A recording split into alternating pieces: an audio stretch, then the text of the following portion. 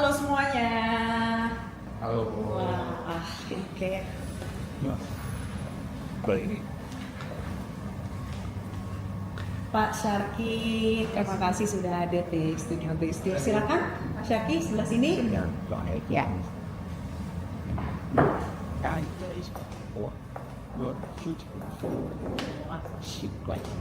Mas Reza, terima kasih sudah. Iya, silakan salaman. Ya.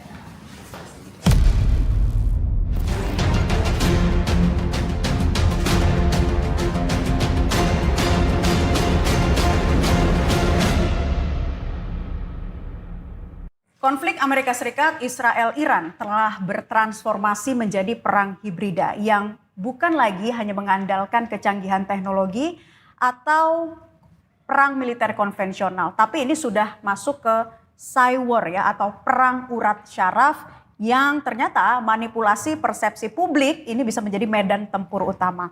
Nah, untuk membahasnya mengenai konflik geopolitik sudah hadir di studio Gestur pada kesempatan hari ini para narasumber saya yang juga sudah sangat dekat dengan pemirsa. Ada psikolog forensik Mas Reza Indragiri Amril. Mas Reza, terima kasih sudah kembali di Gestur untuk episode perdana loh ini. Debutnya. Dan juga bersama kami Marsma TNI Purnawirawan Agung Sasongko Jati, pakar strategi PPAU yang juga alumni US Air War College, akrab dipanggil Pak Syarki. Pak Syarki, terima kasih sudah hadir bersama kami di Gestur Nusantara TV.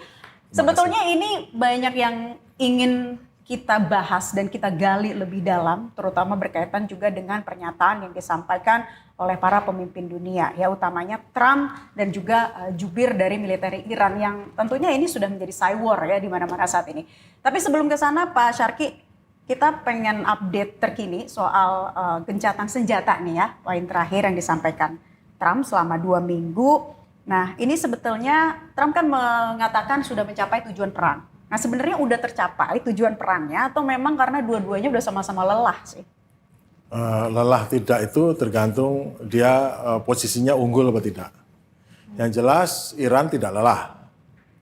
Kalau Amerika lelah, tetapi lelahnya itu bukan dari sisi pesawatnya nggak siap terbang, orangnya nggak capek terbang, senjatanya, tapi lebih daripada sebab-sebab yang terkait dengan instrumen kekuatan nasionalnya. Jadi kalau di ilmunya orang Amerika ya, jadi setiap ada 2 state dengan lawan state atau state lawan lawan state aktor ya, itu menggunakan instrumen kekuatan nasional, diplomasi, informasional, militer dan ekonomi. Sebelum perang Amerika itu diplomasinya unggul, informasionalnya unggul, militernya unggul, ekonominya unggul, tekanannya terhadap Iran. Iran lemah sekali sampai Iran itu menyetujui bahwa nuklirnya di stop. Uranium yang diperkaya 60% itu mau dihancurkan. Kemudian dia sedia diperiksa sama orang Amerika. Dan dia juga siap untuk sanksinya dilepas. Dan dia siap menerima perusahaan Amerika untuk ikut mengelola minyak ataupun gas alam Iran. Sudah setuju. Witkoff dan Kushner itu bilang setuju. Ini orang Oman ya, atau Qatar pembicaranya itu udah setuju.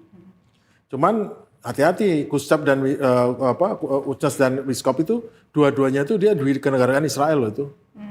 Mantunya sama temannya itu adalah dia kenegaraan Israel. Nah, dia bersama dengan Rubio dan Hegseth itu menteri perang itu ternyata atas saran Israel menyetujui ke penyerangan. Pada posisi penyerangan itu Amerika sudah unggul dan dia melihat bahwa Iran itu bersedia untuk menggagal nuklir, berarti itu satu kelemahan.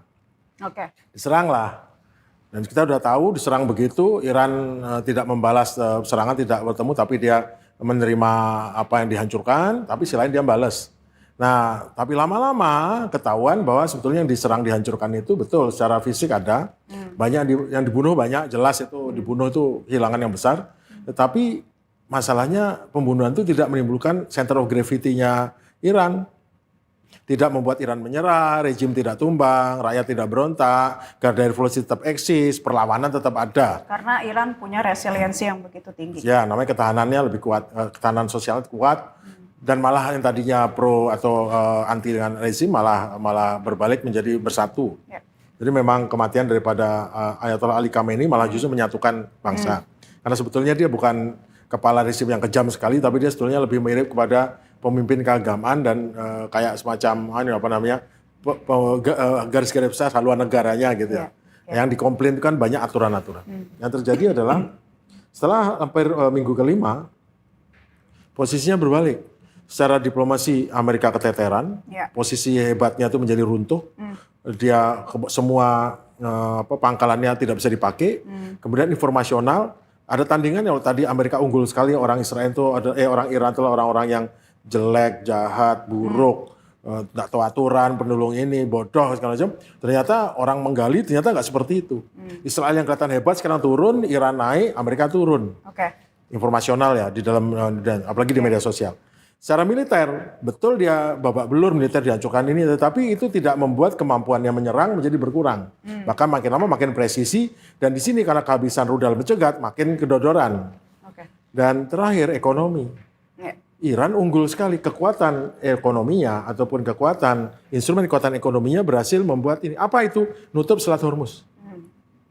Dengan nutup Selat Hormuz, ditambah dengan serangan ke pangkalan militer dan juga ke objek-objek strategis seperti Oracle, Google, Amazon, kantor-kantornya itu telah berhasil membuat terusirnya selain dia hub-nya terganggu, terusirnya brain drain dari Timur Tengah. Bahkan dari Kementerian Luar Negeri mengeluarkan alert 4, semua warga negara Amerika sipil harus keluar dari Timur Tengah. Keluar semua kan? Yang militernya, yang di lautnya ternyata serangan itu mengakibatkan George W. Bush kapalnya itu balik ke Mediterania, tinggal Abraham Lincoln. Abraham Lincoln pergi menjauh. Nah sekarang posisinya pada saat mau perjanjian ataupun kesepakatan gencatan senjata 2 minggu ini, posisinya Iran paling unggul. Harga minyak naik, kenapa? Karena ketidakpastian ekonomi. Yang terjadi adalah pada saat flow minyak itu berkurang, maka harga minyak akan naik. Saat harga minyak naik, maka terjadi inflasi. Karena harga barang naik semua. Harga barang naik semua, inflasi. Begitu inflasi terjadi, maka Amerika yang menjual obligasi US Treasury Yield namanya, atau bornya itu, dia pasti ngerilis, dijual semua. Kenapa? Saat yield naik 4%, maka semua bunga di Amerika akan naik, bunga bank. Orang pinjam. Makanya nanti orang yang biasanya nyicil rumah nggak sanggup bayar cicilan, yang cicilan mobil nggak sanggup, kredit card itu menjadi nggak sanggup semua. Tapi yang paling parah adalah pemerintah Amerika, karena dia punya utang 40 triliun dolar, maka dia setiap naik 0,1%, maka dia pada tahun depan dia harus bayar bunga sebesar 40 miliar dolar. Kalau itu naiknya sampai 10-an, wah itu jadi mahal sekali. Jadi kerugian terbesarnya adalah bukan itu saja. Bila terjadi namanya resesi, akibat bunga tinggi, banyak orang lay off, diberhentikan, nggak sanggup bayar ini kan. Terus yang paling parah adalah orang-orang itu kan pemilih. Bila mereka sampai dalam bulan depan sudah pada mereka dipecat, tidak bisa membayar, mereka homeless, yang terjadi adalah mereka pemilih.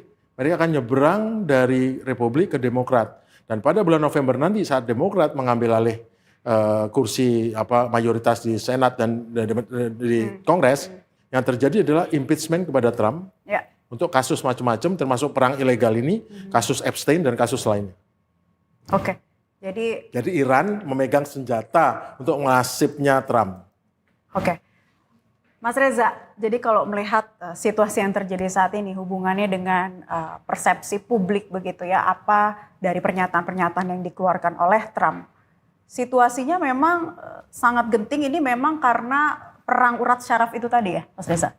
Saya teringat pada masa Reagan. Reagan itu sampai mengaktifasi unit tertentu di dalam Department of Defense mereka untuk fokus pada PSYOPs, untuk fokus pada psychological operation atau psychological warfare. Karena prinsipnya begini, kalau kemudian kita bicara kekuatan dalam pengertian adu jumlah hulu ledak nuklir, ya relatif bersaing-saing. Tapi kemudian bagaimana memunculkan keyakinan di benak musuh, juga meyakinkan negara-negara yang sudah mendukung kita bahwa kita berada pada posisi yang lebih superior daripada pihak seberang. Nah, menarik bahwa di masa Reagan, saya tidak membayangkan bahwa masyarakat Amerika Serikat mengalami fragmentasi sedahsyat seperti sekarang. Jadi saya berimajinasi musuh yang dihadapi oleh Donald Trump tidak hanya musuh dari pihak eksternal, dari luar, tapi lebih-lebih dari dalam. Situasi yang menurut saya tidak dialami oleh Ronald Reagan sekian puluh tahun silam. Yang ingin saya katakan, pada situasi yang relatif terkendali, dalam pengertian musuh utama Amerika Serikat adalah datang dari luar, yaitu Uni Soviet, bukan publik domestik. Ronald Reagan sampai mengaktifasi itu, memberikan instruksi betapa pentingnya kita menandingi Rusia dalam konteks psychological warfare. Apalagi sekarang, semestinya demikian. Ya. Tapi aneh bin ajaib, saya tidak melihat bahwa seorang Donald Trump sungguh-sungguh punya kecakapan, punya kematangan, melibatkan seluruh aparatus yang ada untuk sungguh-sungguh membangun sebuah desain yang terpadu, yang terintegrasi untuk memenangkan perang psikologis itu. Dari waktu ke waktu, gaya yang dimainkan oleh Donald Trump tetap sama, yaitu intimidasi. Terlepas apakah terhadap negara yang merupakan negara sahabat, ataukah negara yang netral, atau negara musuh sekalipun, langgam Donald Trump sama, yaitu memberikan tekanan psikologis berupa memunculkan rasa ketakutan. Catatan penting. Dari semua dimensi afeksi atau perasaan manusia, ketakutan inilah yang acap kali memunculkan respon yang sifatnya ambivalen, mendua. Secara naluriah, secara alami manusia tentu ingin menjauh dari sumber ketakutan. Betul. Secara alami begitu Ya. ya. Tapi pada saat yang sama ketika tidak ada pilihan maka betapapun manusia digelayuti oleh ketakutan tapi dia harus mendekat pada sumber ketakutan. Saya tidak sedang bicara tentang presiden kita.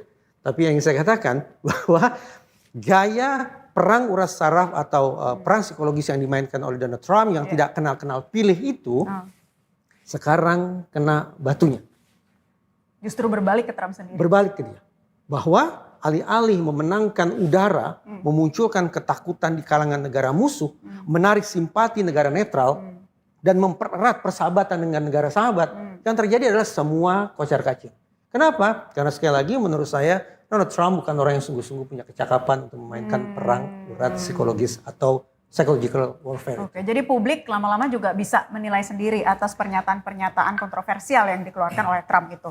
Nah, Pak Syarki, Mas Reza, dan juga pemirsa, kita mau simak bersama ini pernyataan yang disampaikan oleh Donald Trump, terutama pernyataan yang kontroversial terkait overklaim Trump atas kemenangan Amerika Serikat dan memberikan tekanan psikologis. Kita simak bersama dulu ya, berikut ini. We have a plan because of the power of our military where every bridge in Iran will be decimated by 12 o'clock tomorrow night, where every power plant in Iran will be out of business, burning, exploding, and never to be used again. I mean, complete demolition by 12 o'clock. And it'll happen over a period of 4 hours if we wanted to. We don't want that to happen. We may even get involved with helping them rebuild their nation. And you know what? If that's the case, the last thing we want to do is start with power plants, which are among the most expensive thing, and bridges. Ya, itu dia pernyataan Trump di mana narasumber saya sudah senyum-senyum sendiri dari tadi ini. Ingin mengomentari mungkin dari Pak Syarki dulu ya.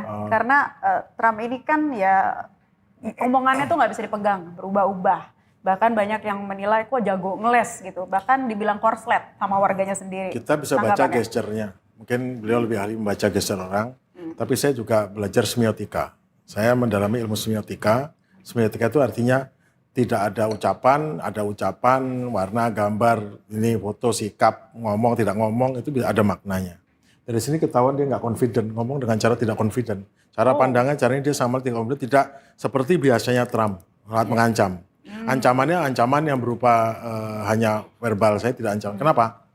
Karena saya tahu bahwa sebelum ini sudah sebetulnya akan tercapai ini. Dia hanya gertakan sebelum kabur. Gertak sambal. Jadi dia sudah tahu akan ada kesepakatan. Dia dari 10 kesepakatan itu saya akan setujui. Yang tertulis 4 tapi lainnya nanti nggak tertulis. Karena saya tahu dari sumber yang saya dapat di pagi ini bahwa hampir semua yang diminta Iran itu dipenuhi meskipun tidak tertulis dalam kesepakatan. Tapi yang tertulis dalam kesepakatan itu adalah satu adalah penghentian serangan normal. Kedua adalah dalam tanda kurung bebasnya bepergian ke dalam dan keluar. Jadi apa yang di dalam Iran yang harus keluar bebas, Iran juga bisa keluar tapi tidak. Tapi intinya adalah siapapun orang Amerika di dalam Iran ataupun pihak Amerika itu bisa keluar. Artinya emang ada yang harus dikeluarkan.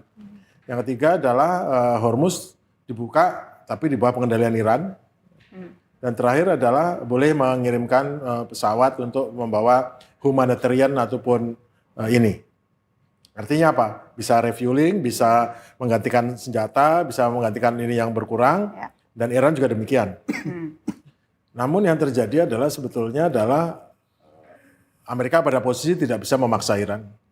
Iran bisa bermurah hati meskipun Iran juga perlu ya untuk replenish, untuk mengganti bahan-bahan, untuk memberi. Intinya selama 2 minggu itu Iran bisa memasukkan apa saja yang selama ini sudah dilarang. Dia bisa semua dicabut, konsesi semuanya itu meskipun tidak tertulis. Dan Iran mendapatkan uang yang besar, untung besar karena selama dibukanya dari mulai 3 minggu yang lalu dibuka saluran minyak itu dapat 14 miliar dolar. Padahal selama setahun untuk pertahanan Iran itu hanya 10 miliar dolar. Jadi Iran jauh lebih kaya pada perang ini daripada dia sebelum perang. Nah itu satu. Kemudian yang kedua adalah dari kesepakatan ini ada satu hal yang tadi kan pertanyaan pertamanya adalah bagaimana tercapai tujuan.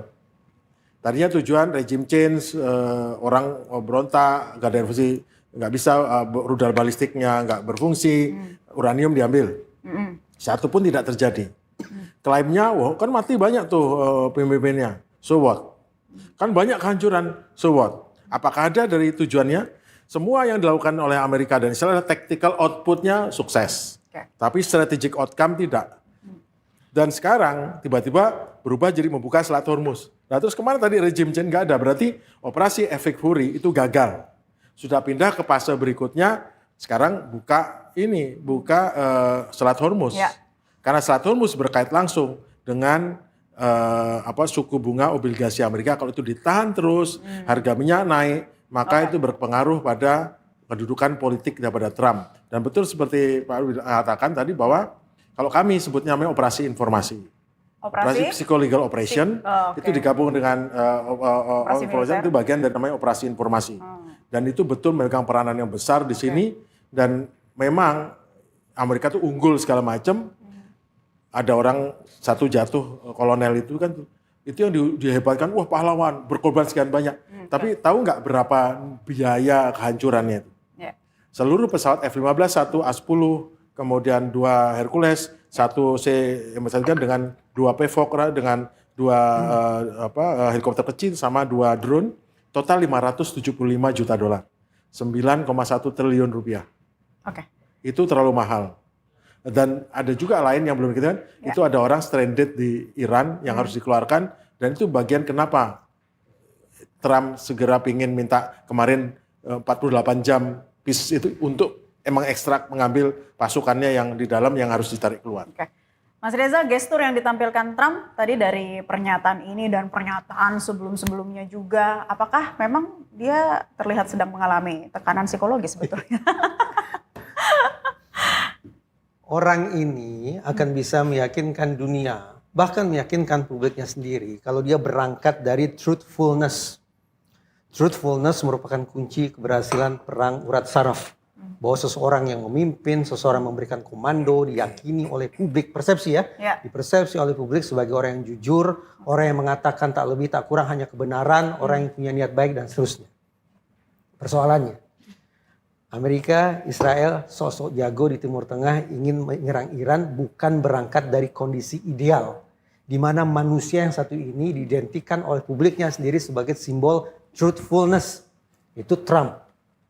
Di sebelahnya ada Netanyahu yang juga diyakini oleh dunia bukan merupakan representasi nilai truthfulness itu.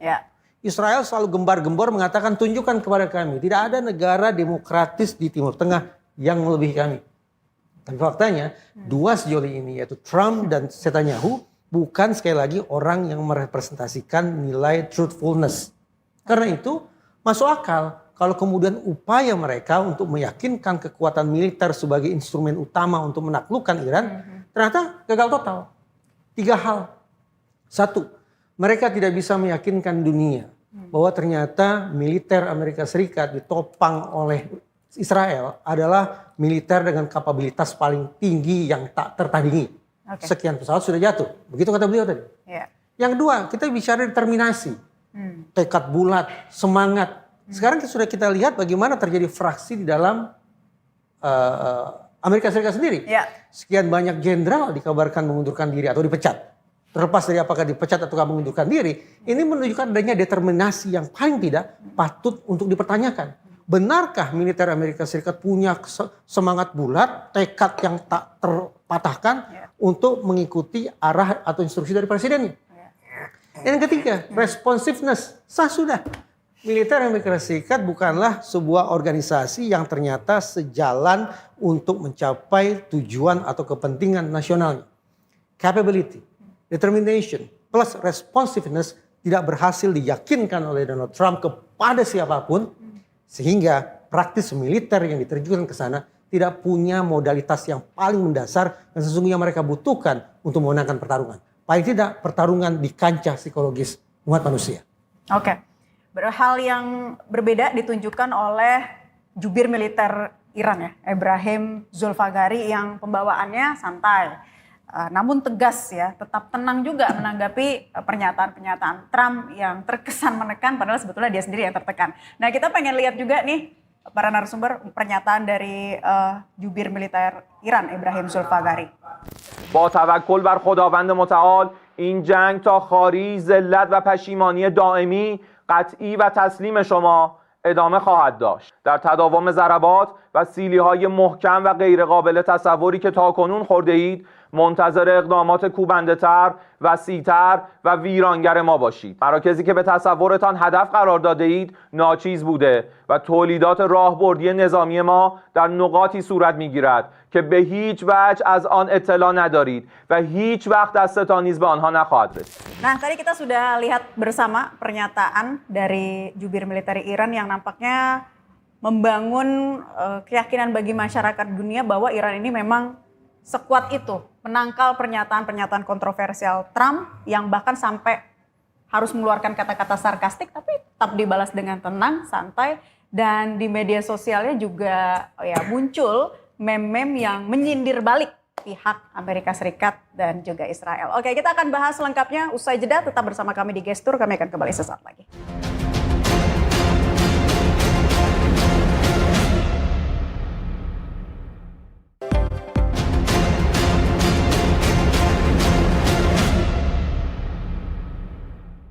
Tadi kita sudah simak pernyataan yang disampaikan Letkol Ebrahim Zulfagari yang begitu menyita perhatian publik. Langsung saja deh kita tanya Mas Reza, dari gesturnya terlihat memenangkan Cywar ini? Secara normatif dalam kondisi menang, dalam kondisi kalah, dalam kondisi top dog, dalam kondisi underdog, setiap pemimpin tetap harus berusaha meyakinkan publiknya bahwa saya tenang. Ya. Jadi kalian tidak punya alasan untuk tidak tenang. Tapi teringat oleh saya ini bukan sebuah teori. Tetapi anggapan bahwa yang namanya orang seperti Trump misalnya itu terkunci dalam dua situasi. Pertama, kutukan periode kedua. Ini adalah kali kedua dia memimpin Amerika Serikat. Yeah.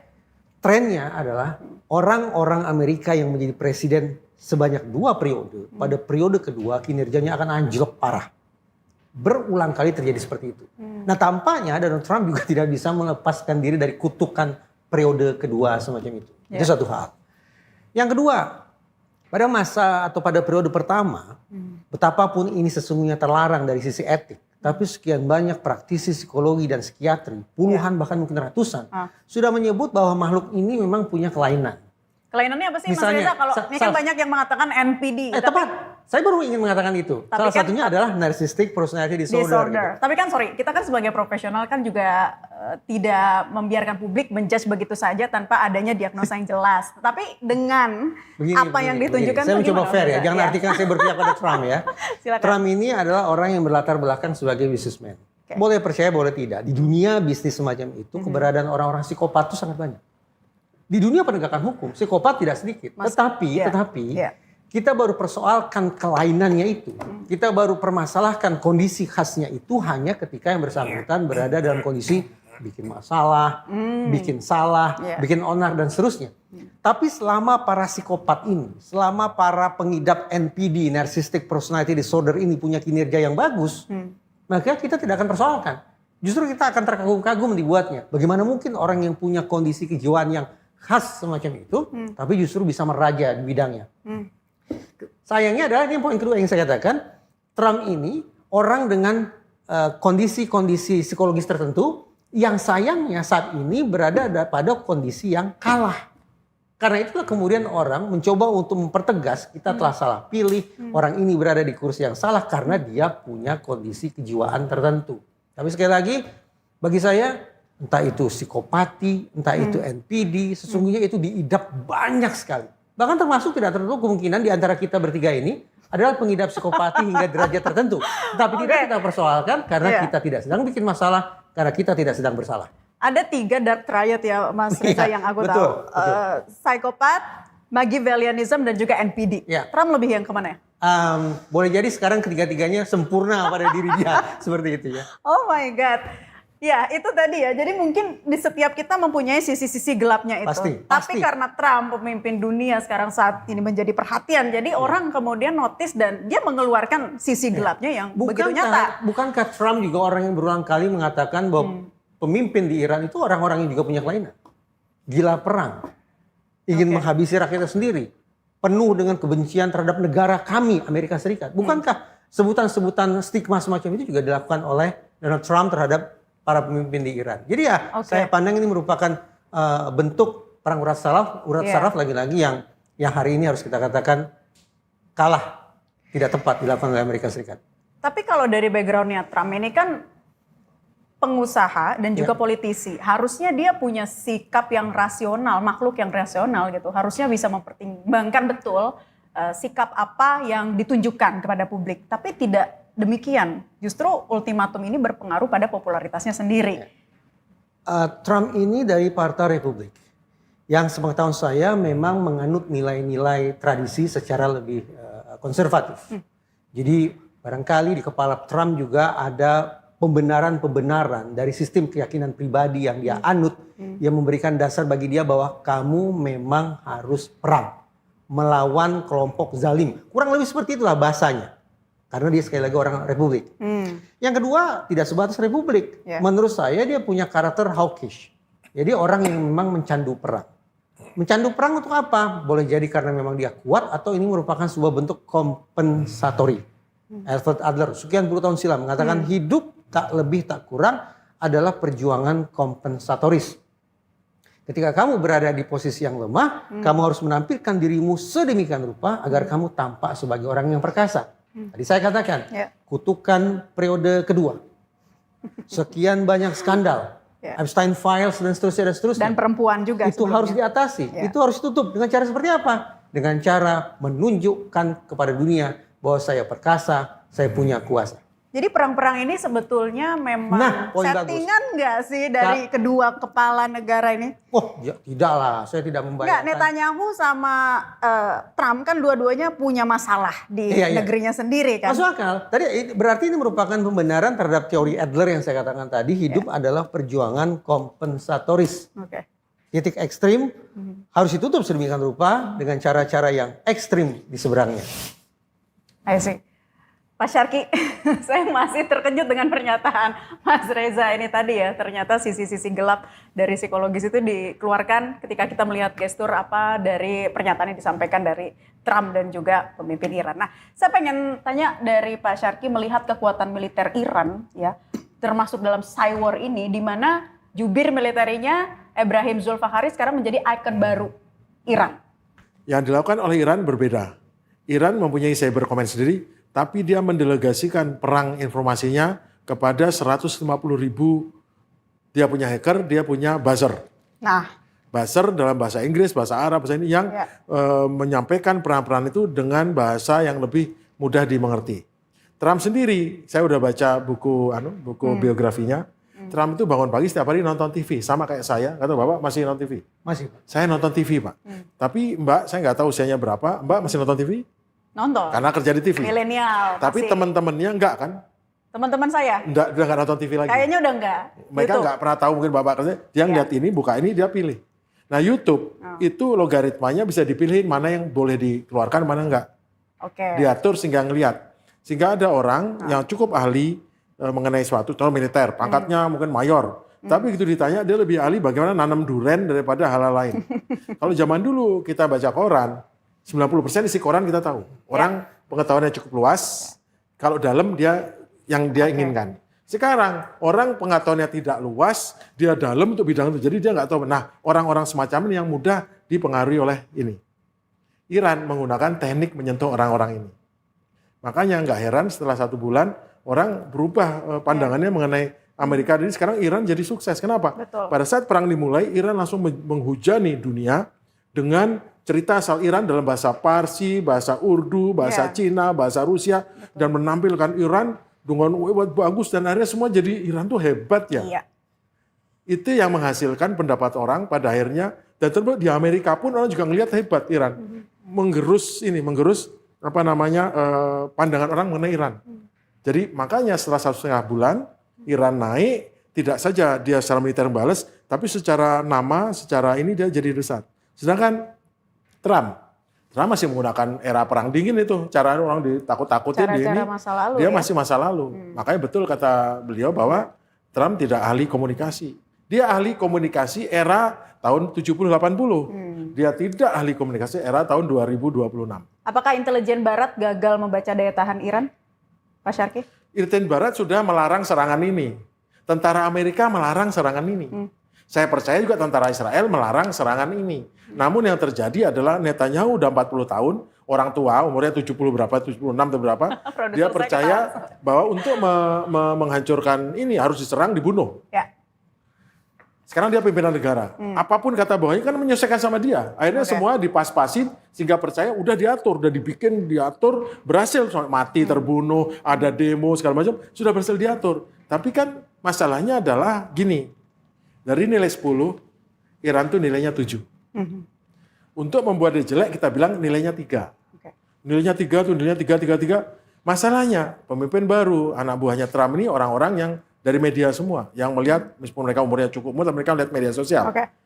Mereka ngelihat Iran percaya 3. Padahal intelijen bilang dia nilainya 7, Pak. Kita bikin perang informasi dia jadi 3. Orang percaya dia nilainya 3. Tapi orang-orang yang sok tahu ini jadi pembantunya Trump bilang, oh 3. Nah kita punya kekuatan 9 nih, ya udah sikat.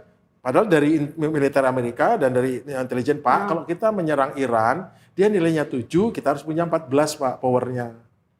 Kalau kita cuma 9 nggak cukup. Enggak, kamu sok tahu, tak pecat kamu. Dia nilainya 3, saya yakin dia 3. Paling benar. Akhirnya, Itu kill the messenger tuh. Kill the messenger. dia itu kan dipecatin semua itu. The power Karena of orang-orang NPD. itu dengan datanya, dia mengatakan tidak. Sampai Joe Ken berhenti. Joe Ken itu kan maga.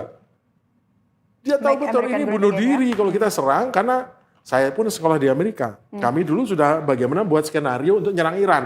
Tahun 2005 saya SCC, saya juga sekali ikut Iran. Tahun 2015 saya juga.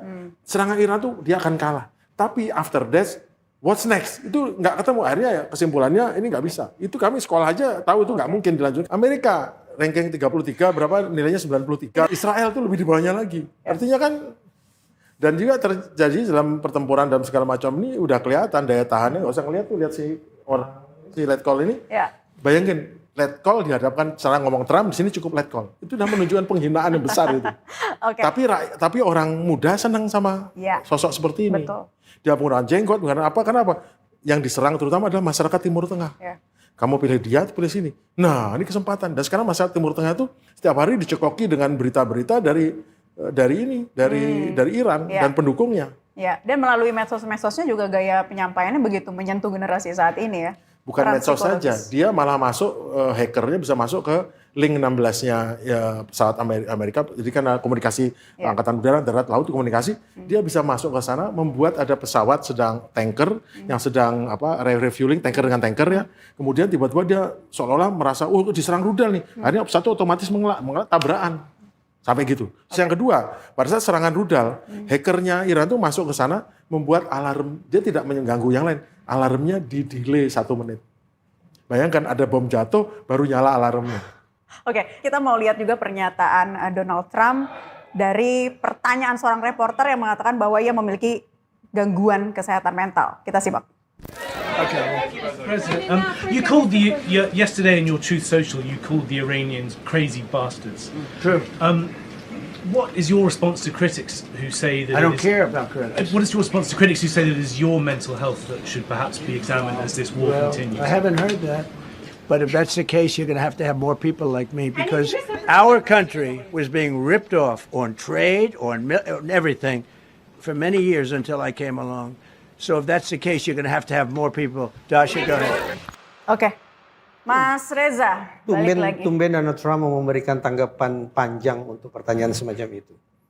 Sepanjang yang saya ingat, Donald Trump selalu mengatakan, kamu bodoh, mediamu hanya bisa menyebarkan kebohongan. Dalam kondisi terpojok, dia akan keluarkan kalimat-kalimat kunci semacam itu. Tumben barusan ada wartawan yang agak kurang lazim memang memberikan pertanyaan tentang dimensi kepribadian presidennya. Itu pertanyaan tidak lazim.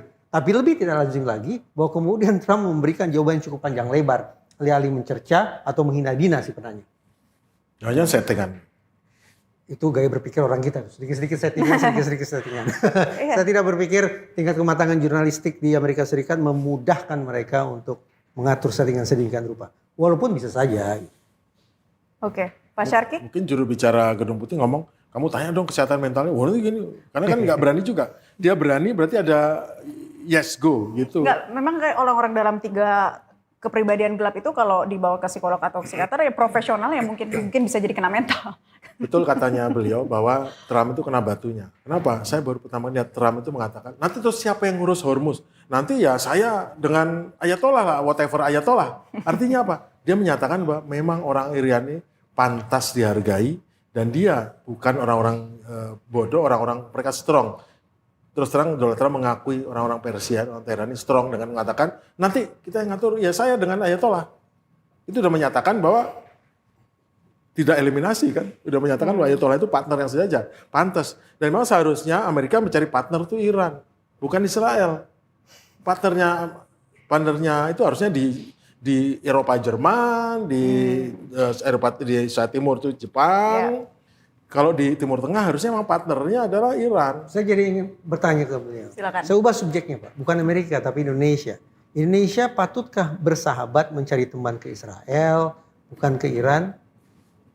Kalau itu 2 bulan yang lalu mungkin ya, tapi sekarang nggak bisa. Itu sudah jelas Israel itu nggak punya power sama sekali. Tapi pemimpin kita sudah mengirimkan kalimat dan gestur yang sangat soft, yang sangat friendly, yang sangat warm, sangat hangat kepada Israel. Apa yang harus kemudian dilakukan Pak? Direvisi atau tetap pertahankan gaya komunikasi? Ada beberapa negara yang berubah pandangan, Spanyol contohnya, Prancis, kemudian Malaysia itu berubah pandangan dan itu bukan hal yang memalukan. Senat dan Kongres Amerika Serikat itu sudah berani loh mempertanyakan pemerintahan Trump. Kenapa kalian mengeluarkan kebijakan seperti ini? Benarkah Anda punya catatan negatif seperti itu dan seterusnya? Tapi kalau kita berasumsi bahwa Indonesia sebagai sebuah biduk sudah mulai oleng, saya bertanya-tanya loh, kapan sesungguhnya parlemen kita akan bertanya kepada pemerintah terkait BOP, terkait apa lagi? Terkait pernyataan pada sidang Majelis Umum PBB yang alih-alih memberikan penekanan setegas-tegasnya dukungan Indonesia kepada kemerdekaan Palestina, tapi justru lebih banyak menggaungkan pesan-pesan positif terhadap Israel. Saya sungguh-sungguh berharap wakil rakyat kita juga punya nyali untuk bertanya kepada kepala eksekutif kita tentang kebijakan-kebijakan terkait dengan Amerika, Indonesia, dan Israel connection yang menurut saya sekarang sudah porak-poranda itu. Pak Syarki, sudah saatnya kah kita Ada bertanya? 2 pandangan di dunia yang dikuasai namanya liberal dan realism. Saya contohnya orang realism saya. Realism itu adalah kita harus kuat, sudah kuat maka damai itu gampang. Kalau tidak kuat kita, maka kita akan ditindas atau dikalahkan kepentingan kita. Liberalism, nah itu masalah setelah Perang Dingin selesai, Amerika dan negara barat itu membantu banyak negara-negara yang baru merdeka, revolusioner, yang merdeka karena Marxis, itu dengan memberikan bantuan pendidikan segala macam itu bagus. Ya. Tapi di dalamnya mereka juga memberikan, di dalam silabi pelajarannya, dia sisipkan bahwa realisme itu kurang, cocoknya liberalisme. Artinya apa? Kamu sebaiknya gabung di PBB, kamu gabung di WTO, kamu gabung di organisasi yang rule based order, international rule based order, yang mengikuti aturan internasional rule based order, dan itu di dalamnya diberi tempat setara, nilai nilainya sebagai anggota setara dan segala macam yang menguntungkan dan lebih untung lebih kaya karena banyak teman gitu. Yeah. Jadi lebih banyak kita punya 1000 kawan lebih satu musuh itu nggak berarti 1000 kawan itu berarti gitu. Bahasa-bahasa gitulah. Berarti percaya bahwa liberalisme itu membawa kemakmuran semua. Tapi kan sebetulnya di balik rule based order itu kan tetap ada hegemon yang berkuasa yang apapun itu nanti tetap dia yang megang karena dia ngasih sumbangan paling banyak, Amerika lah contohnya. Tetap di dalamnya ada ketidakadilan, tetapi secara konsen itu secara pengakiran, oh ini adil nih, kita dapat tempat di situ. Tapi Trump sendiri dia realis. Masalahnya realis pun perlu internasional sistem. Realis international sistem. Tapi dia pada fase pertama dia realis internasionalisme, pada fase kedua dia realis isolasionis. Dia langsung anggap semua itu adalah merugikan Amerika, dia bubarkan USAID, dia bubarkan semua organisasi Amerika yang tadinya memang mengajak negara lain agar menjadi liberalisme tidak konservatif. Karena apa? Pada saat terakhir 5 tahun terakhir zaman Biden itu memang dibaca. Liberalisme itu dibaca, jadi banyak NGO, LSM itu tadinya ayo kita demokrasi HAM, maksimal HAM ya. Tiba-tiba terakhir diberi paket namanya LGBT. Ini orang liberal, tapi kurang liberal. Kalau dia liberal, tapi kok masih gini? Dibuat neo-liberal, sangat liberal.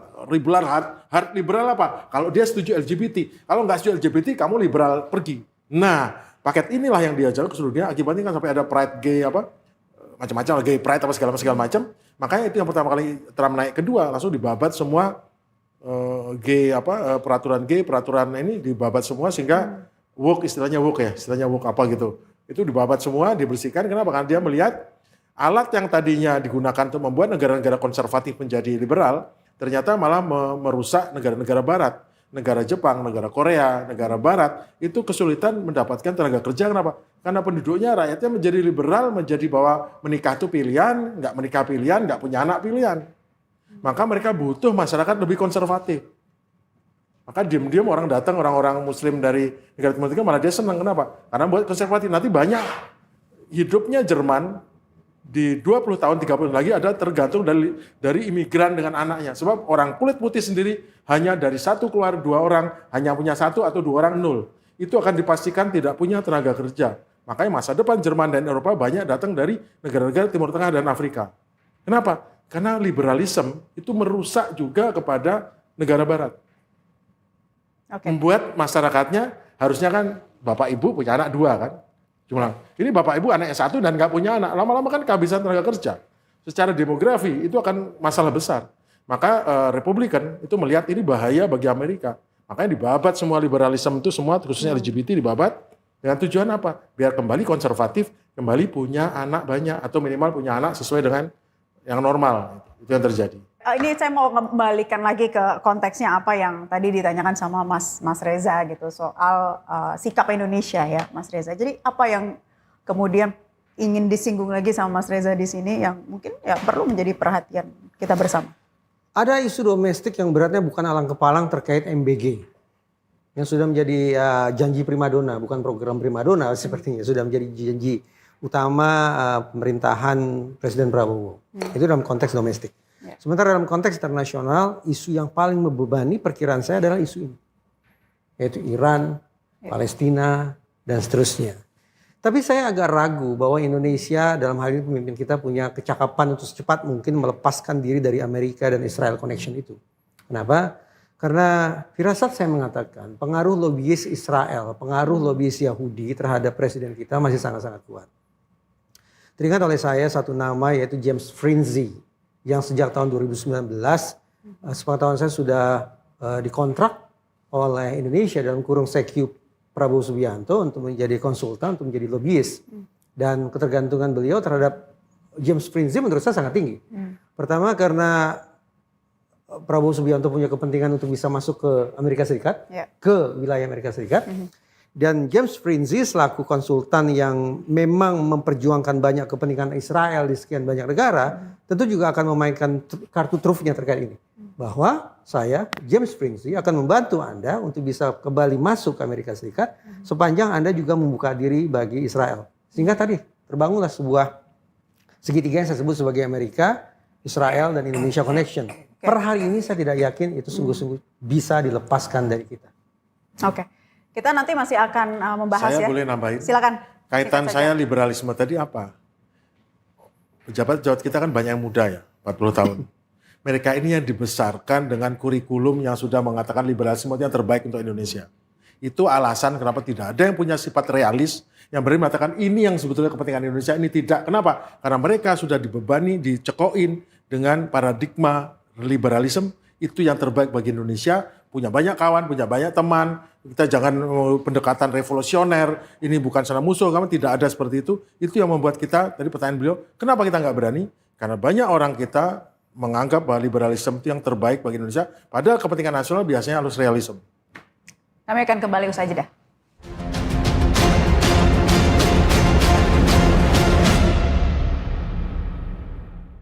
Dialog singkat dengan mengupas hasil.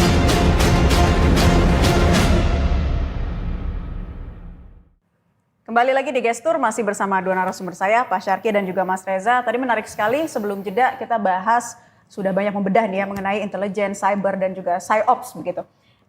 Tapi kalau mengenai cyber ini sendiri, Pak Syarki deh, itu sebetulnya perang psikologi seperti ini sudah terjadi sejak era dulu atau memang saat ini saja di era modern seperti ini?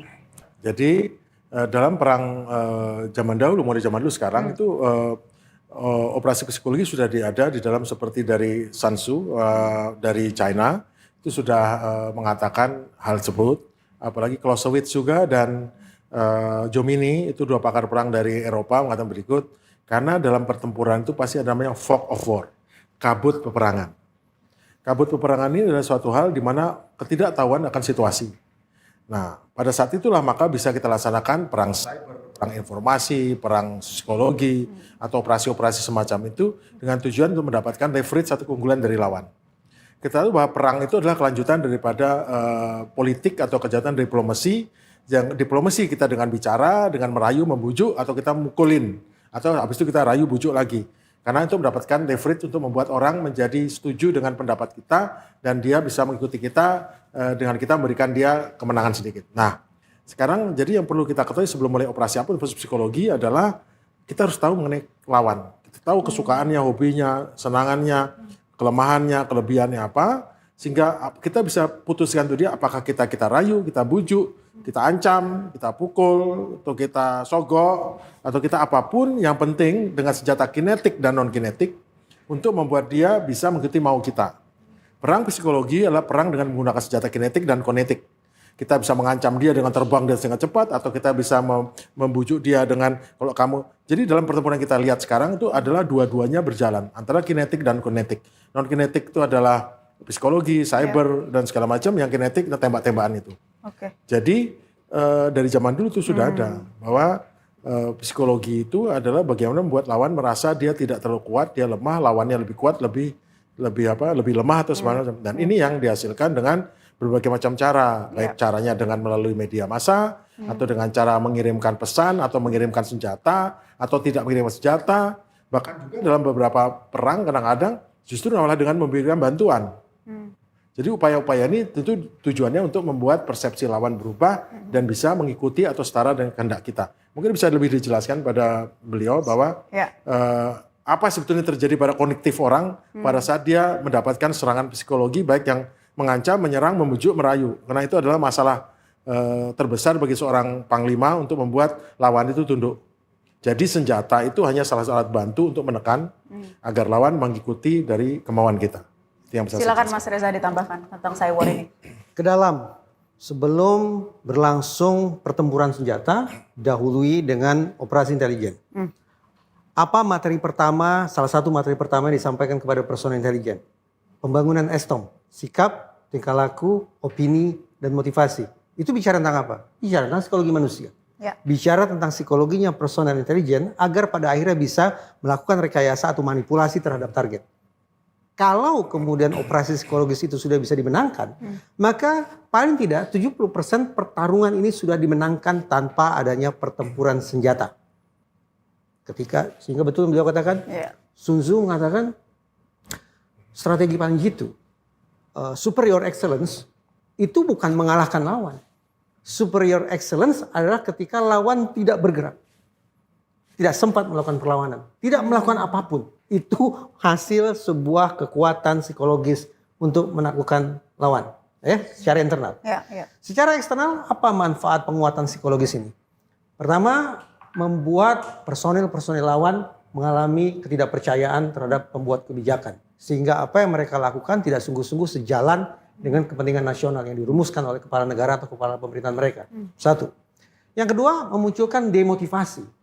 Bahwa kami ternyata tidak sungguh-sungguh bergairah untuk kemudian terjun ke medan laga. Yang ketiga, memunculkan fragmentasi. Dari satu pangkat tidak percaya terhadap pangkat berikutnya dan seterusnya dan seterusnya. Sekarang kita bayangkan. Pada satu sisi, sikap, tingkah laku, opini dan motivasi personil kita sudah kuat. Pada saat yang sama, personil lawan mengalami demotivasi dan sejenisnya. Lagi-lagi, ternyata pasukan kita, peperangan ini sudah kita menangkan dengan keutuhan psikologis yang berhasil dibangun. Kembali, untuk menciptakan kedahsyatan psikologis macam ini, dibutuhkan apa? Pijakan awalnya saya garis bawahi kembali. Truthfulness.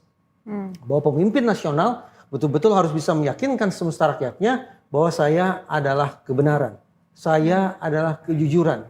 Saya adalah keterbukaan. Ketika pemimpin nasional gagal meyakinkan publiknya bahwa saya simbol truthfulness, maka niscaya justru kebalikannya. 70% peperangan ini sesungguhnya sudah kita alami kekalahannya. Jadi publik juga sudah bisa menilai sendiri dari perang yang terjadi saat ini, pemimpin yang memiliki truthfulness ataupun Ada yang di Iran. tidak memiliki truthfulness. Ada di Iran. Yang truthfulness ada di Iran, yang tidak memiliki. Amerika dan Israel. Pemimpin kita bagaimana? Ya, silakan ditimbang. Di luar konteks. Oke. Menurut saya ada konteksnya. Ya, Karena baik. ada ramifikasi situasi Iran itu terhadap kehidupan kita sebagai sebuah negara. Sebagai negara yang kadung punya komitmen untuk ikut dalam BOP, yang siap juga untuk memberikan dukungan bagi penciptaan keamanan di Israel, yang tidak begitu memberikan fokus satu garis bawah pada kalimat kemerdekaan Palestina, kita kena ramifikasinya. Jadi estom yang tadi beliau sampaikan, estom keluar dan ke dalam.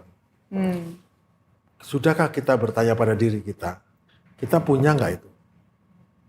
Semua. Ini diri kita atau bangsa kita, Pak Syarif? Pada diri kita, pelaksana kegiatan. Yang kan ada pemerintah mewakili kita untuk melakukan keluar. Sudah nggak bertanya kita, apa kita cukup mumpuni di dalam semua sisi itu untuk keluar? Jangan-jangan kita nggak mumpuni, tapi kita berlagak soal mumpuni. Itu yang masalah. Pokoknya ada gitu ya Pak. Pokoknya ada gitu. Oke. Terakhir, ini kan perang psikologis ini juga sudah membuat publik tuh kena mental juga ya dengan pemberitaan-pemberitaan yang terjadi, apalagi ada ancaman nuklir dan lain sebagainya. Jadi ini udah ada gencatan senjata, kesepakatan nanti akan dimediasi juga oleh Pakistan pada hari Jumat. Lalu kemudian what's next? Dari Pak Syarki dulu deh. Berikutnya adalah jelas di Timur Tengah itu timbul satu hegemon baru, satu kekuatan adidaya, mungkin regional adidaya, namanya great power baru yaitu Iran.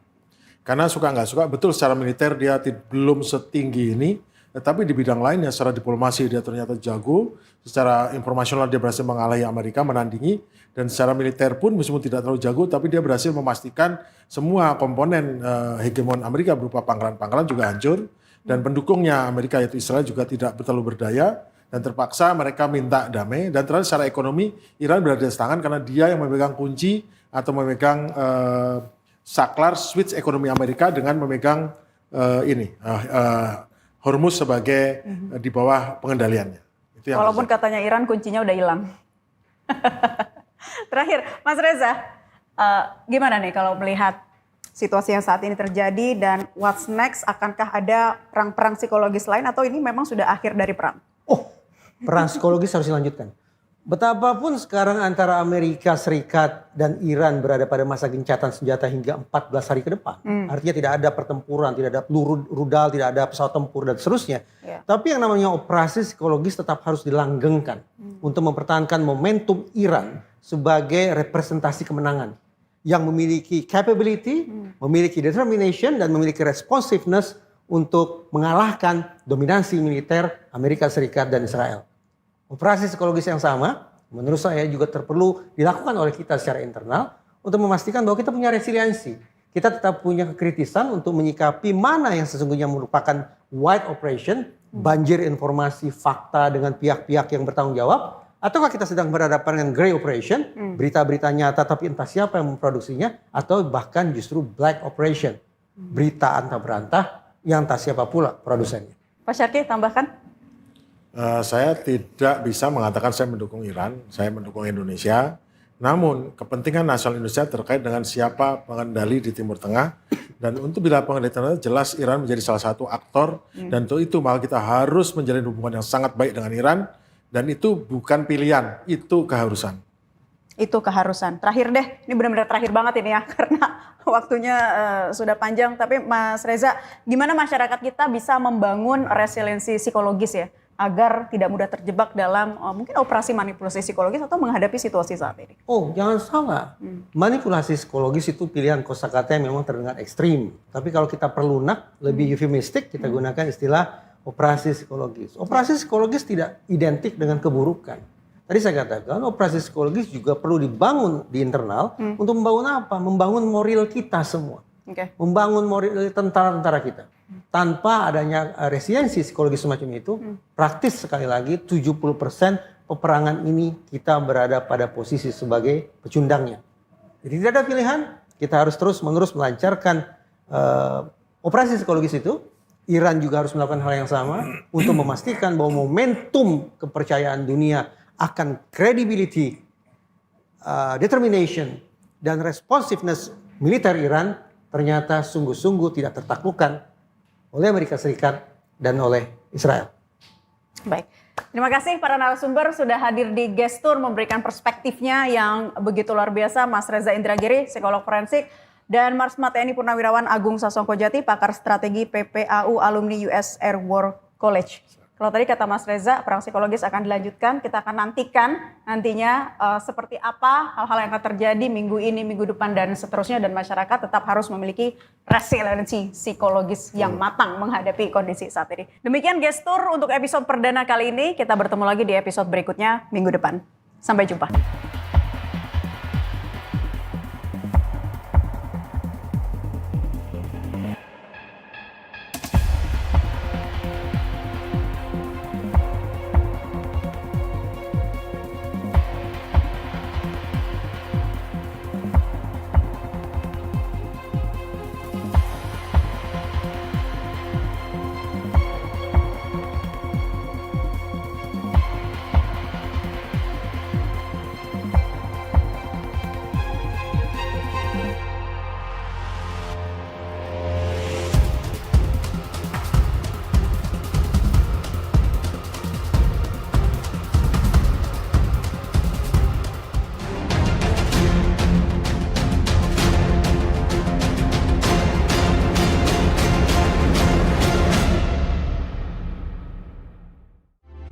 Selanjutnya,